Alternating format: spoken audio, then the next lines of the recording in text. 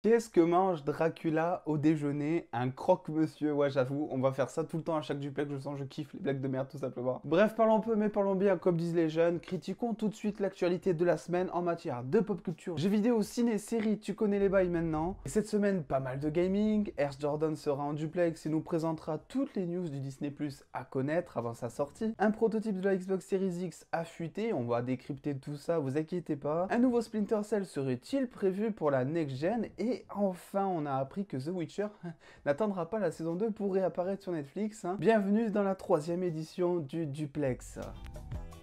The Witcher, ou cette série de fin d'année dont tout le monde parle, mais qui est pourtant totalement incompréhensible à cause d'une timeline assez peu transparente finalement, ça reste mon avis après. Eh bien sachez que oui, on sait qu'une saison 2 est en préparation pour 2021, on le sait, mais il va y avoir un nouveau film d'animation qui sortira probablement entre la saison 1 et la saison 2, qui s'appellera donc The Witcher, The Nightmare of the Wolf. L'accent anglais est vraiment fort ici, vous avez vu. Alors bonne ou mauvaise idée selon moi, et ben dans les faits c'est grave cool en fait. On a devant nous une licence avec un énorme background, et je pèse les mots, et donc un potentiel énorme d'intrigue à raconter. Un petit peu comme Harry Potter et son monde gigantesque, ses milliers de personnages, ses milliers de décors, bref. Le fait que ce soit après une version animée qui sera proposée d'ailleurs, parce que je pense qu'on va pouvoir s'engager un peu plus dans le côté magique de l'univers, au sens propre du terme, et donc mettre des effets magiques, des monstres, bref, toute cette fantaisie qui au final caractérise un peu The Witcher, mais qui demanderait beaucoup plus de budget à produire si c'était en live action comme la saison 1. Et je pense que c'est aussi pour ça que la saison Netflix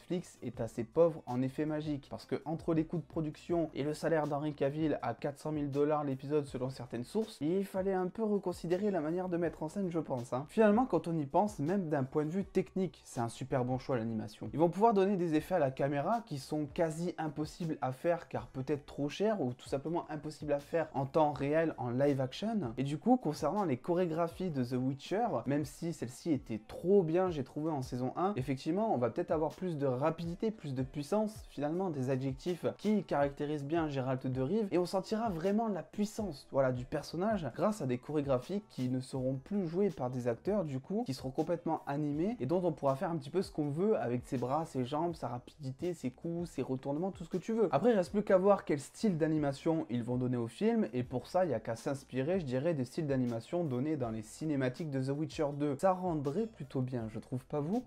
Bon, est-ce que vous connaissez les jeux Splinter Cell? Je pense que oui, vous savez, c'est l'espion de la CIA qui doit tout le temps déjouer des terroristes dans tout le monde, dans tous les pays du monde entier. Bon, c'est vrai que dit comme ça fait un peu Jack Ryan sur Amazon Prime Video, mais sachez que c'est la même franchise, on est sur du Tom Clancy ici. Eh ben oui, un nouveau jeu, probablement next-gen même, risque de rentrer dans les bacs courant l'année prochaine, courant dans 2 ans, je ne sais pas. Les informations sont assez minces, c'est vrai, mais ça reste une interprétation des informations qu'on a eues ces derniers jours, et notamment sur le retour de Maxime Belan chez Ubisoft. Bah oui, de retour, parce qu'il avait quand même quitté le studio français l'année dernière, en février 2019, pour migrer du côté d'Epic Games. C'est loin d'être un bébé dans le milieu, c'était un peu le boss de certains projets, comme Assassin's Creed, Rainbow Six Vegas, plusieurs Splinter Cell, ou plus récemment sur les derniers Far Cry, avant de rejoindre l'équipe de Fortnite. Sauf que, avant de partir, le petit Nigo avait tweeté être en train de développer un nouveau jeu Splinter Cell, juste avant de dire publiquement après que c'était une blague, juste avant du coup de se barrer chez Ubisoft pour aller développer des pioches sur Fortnite. Ubisoft en ce moment, c'est pas tellement la rentabilité absolue, les ventes de Ghost Recon Breakpoint et The Division 2 ont été assez décevantes, d'où le fait apparemment qu'ils aient décalé la sortie de 3 projets il y a quelques mois, donc Watch Dogs Legion qui sort finalement le 3 mars, Rainbow Six Quarantine et un dernier projet annulé sans nom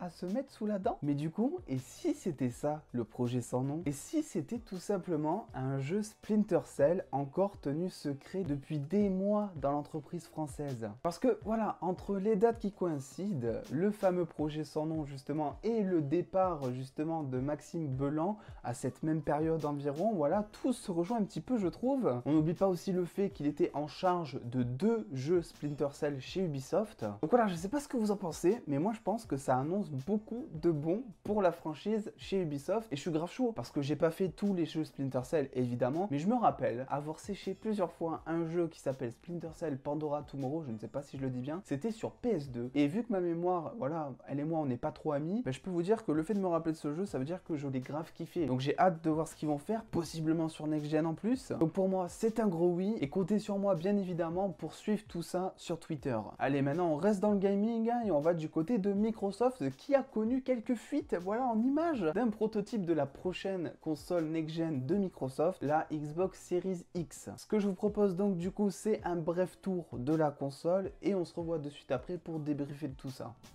Déjà, concernant la façade, on aura droit à un port USB, bon ça normal, un bouton de synchronisation pour la manette et évidemment le lecteur disque. Mais c'est important de le préciser parce que bon, le lecteur disque, si on en écoutait certains, ça ferait déjà 10 ans qu'on en aurait plus, c'est un peu comme l'eau quoi. Passons maintenant de l'autre côté et vous allez voir, ou ne pas voir justement, que ce qui est important, c'est ce qui est impossible de vous montrer ici. Vous allez comprendre, rassurez-vous. Parce que donc, comme d'habitude, on aura deux ports USB à l'arrière, ok, la prise Ethernet, ok, le câble d'alimentation, bref, mais surtout l'HDMI. Il manque pas un truc là? On n'a plus l'entrée HDMI. Alors on a la sortie HDMI, évidemment, hein, si tu veux brancher ta télé sur la console, t'es bien forcé d'avoir une entrée HDMI. Mais rappelez-vous, avec la Xbox One, on avait un port d'entrée HDMI qui permettait à partir de la console de contrôler un autre appareil, comme une box TV par exemple. Il semblerait donc que Microsoft n'ait pas trouvé un moyen commercial d'utiliser ce port correctement et a donc décidé de le retirer pour centrer la console d'un point de vue uniquement gaming et non pas multimédia comme il voulait le faire avant. Bon, ça reste qu'un prototype, même si généralement il n'y a pas vraiment voilà, de gros changements. Petit échec donc pour Microsoft, je pense, qui va sûrement cette année tout miser sur son cloud gaming.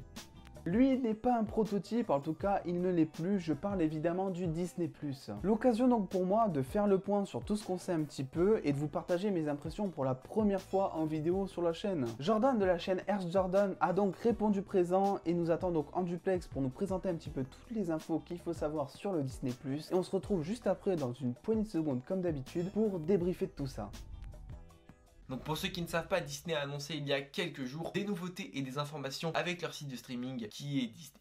Parlons d'abord des prix qui ont été fixés pour l'offre standard qui sera de 6,99 €, donc ce qui n'est pas énorme. Donc Netflix lui propose des éditions standards de 11,99 € et donc il y a un écart de 4 € entre Disney+ et Netflix qui est quand même un écart certes pas énorme au mois, mais qui à l'année va peser son pesant d'or. Les produits proposés sur Disney+ seront peut-être pas aussi variés que Netflix, mais il y aura quand même pas mal de choses et les gens sont surtout ciblés suivant ce que tu aimes. Également très important, Disney+ proposera la 4K pour tous ses programmes et certains d'ailleurs comme les Simpsons ont été réadaptés pour la 4K. Il faut savoir que la plateforme de streaming est prévue pour le 24 mars 2020. La plateforme était prévue essentiellement pour l'Europe le 31 mars 2020, donc elle a été avancée de quelques jours, tout simplement parce que peut-être que Disney était prêt à balancer directement la sauce. Bon, globalement on a fait le tour donc des nouveautés de Disney+. Je vais vous laisser donc avec Steven pour la suite. Plein de bisous.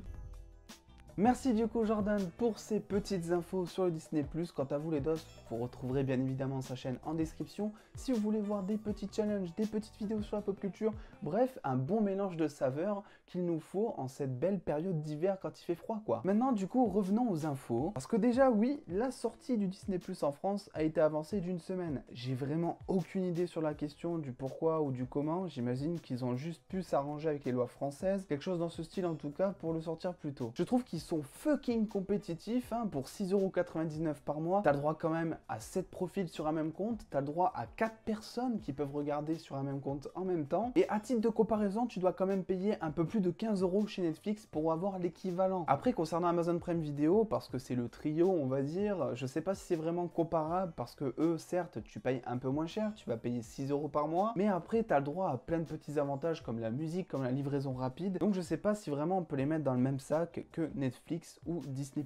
La grande question qu'il faut se poser ici, c'est est-ce que le Disney+ va directement concurrencer Netflix? Est-ce qu'ils vont directement concurrencer Amazon Prime Video? Eh bien je dirais tout simplement que non. En fait, il faut comprendre que le public visé ici par Disney sont les fans et les familles. Les gens lambda, ça les intéresse pas de payer un abonnement pour voir un film ou série Disney viteuf. Ils vont préférer rester sur Netflix pour avoir ce fameux truc que l'on connaît tous au moment de se coucher. Qu'est-ce que je vais regarder ce soir, bordel? En épluchant le catalogue durant une demi-heure. Contrairement du coup aux fans de Disney qui eux seront direct quoi regarder, et je parle en connaissance de cause, hein. Je sais que quand la série va sortir, le premier que je vais regarder c'est Avengers Endgame. Du côté de Prime Video, je pense que tu t'inscris en fait quand il y a une série ou une saison qui sort et qui t'intéresse, étant donné que le catalogue de films et de séries qu'ils ont est beaucoup moins riche pour le moment que ce que propose Netflix. Conclusion de cette histoire, du coup je vois plein de comparatifs sur internet qui disent voilà, est-ce que le Disney+ va concurrencer Netflix? Est-ce la mort de Netflix? Et en fait c'est totalement totalement débile comme raisonnement. Les 3 SVOD principaux que sont donc Disney+,